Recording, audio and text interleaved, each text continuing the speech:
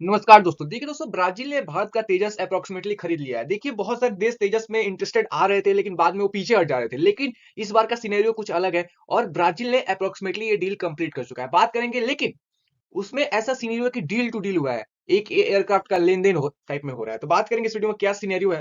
Video start करने से पहले मैं आपको बता, आप हमारे व्हाट्सएप ग्रुप को ज्वाइन कीजिए, जहाँ पे करंट अफेयर, न्यूज़पेपर, ये सारी चीजें अपडेट्स करते रहता हूँ। आप हमारे इंस्टाग्राम फॉलो कर लीजिए, मैं जियोपॉलिटिकल मीम्स देता हूँ और क्विज को अटेंड कर लीजिए आप।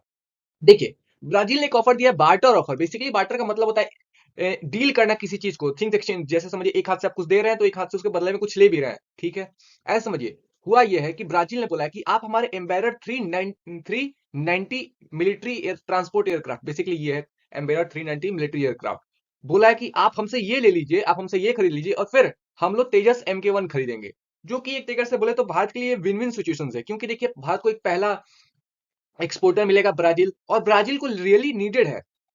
देखिए, ब्राजील को क्यों नीड है, क्योंकि ब्राजील है ना 1950 मेड, सोचिए 1950 के समय में उसका प्रोडक्शन स्टार्ट हुआ था।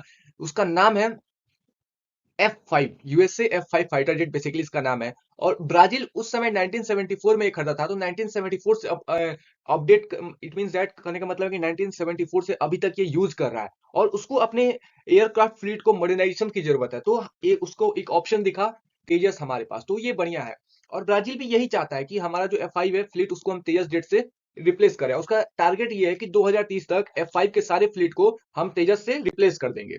आप समझते हैं वाई तेजस MK1 ही, क्योंकि ब्राजील के पास और भी तो सारे देश हैं। आपको बताऊं, कुछ दिन पहले इसने जो स्वीडन से उसने ग्रिपेन फाइटर जेट खरीदा था, एक्वायर किया था। अब देखिए, ग्रिपेन में सिनेरियो ये है ना कि जो ग्रिपेन जो है बहुत ही कॉस्ट इफेक्टिव है। कैपेबल तो बहुत ज्यादा है, ठीक है, कैपेबल बहुत ज्यादा है, लेकिन कॉस्ट इसका बहुत राइज है, हाई हाई कॉस्ट है। लेकिन वही HAL मेड, इंडियन मेड तेजस की बात करें तो ये कॉस्ट इफेक्टिव है, इसका दाम कम है एज कम्पेयर टू ग्रिपेन, इसका दाम बहुत कम है। और ये उस लेवल का एडवांस है 4.5 जनरेशन का फाइटर जेट है, जो कि बहुत बढ़िया है ब्राजील के लिए इस सिनेरियो की बात करें तो इसी वजह से इसने तेजस MK1 को चूज किया है।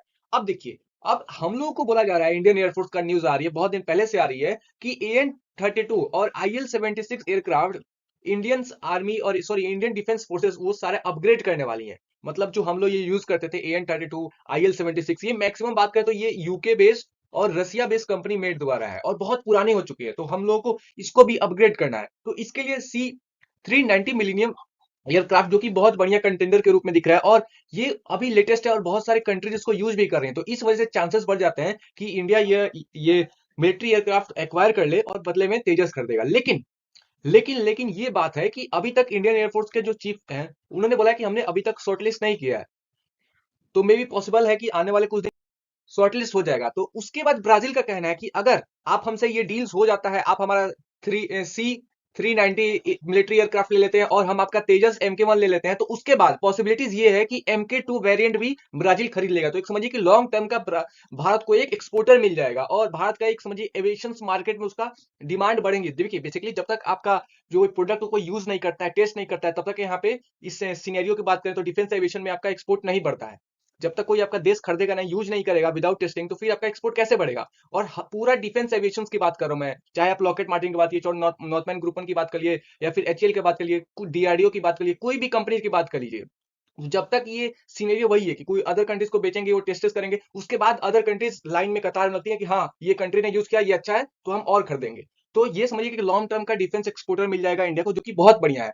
और आपके माइंड में आ रहा है कि यार इंडियन मेड C-295 एयरक्राफ्ट तो है ही, हम लोग अपना इंडिजियस डेवलप है, लेकिन जो इंडियन मेड C-295 है, ये एवियारो मिलिट्री एयरक्राफ्ट को रिप्लेस करने वाला है।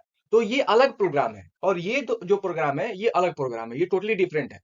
हाँ, ये बोल सकते हैं, आपके माइंड में आ सकता है कि भारत C-295 एयरक्राफ्ट को बड़ी मात्रा में एक्वायर कर ले इंडियन कंपनी से ही। तो ये पॉसिबिलिटीज है कि कुछ कुछ मिलिट्री एयरक्राफ्ट होती हैं बड़ी, कुछ ज्यादा बड़ी होती हैं, कुछ मीडियम होती हैं। तो ये सारी सिनेरियो भी मैटर करता है यहाँ पे। तो मे भी पॉसिबिलिटीज है कि जो भी सिनेरियो होगा, Indian arm forces, defence forces आपको अपडेट कर देंगे। लेकिन ये समझिए कि एक डील हो चुका है अप्रोक्सीमेटली, क्योंकि अभी हाल ही में नरेंद्र मोदी और ये मिले थे।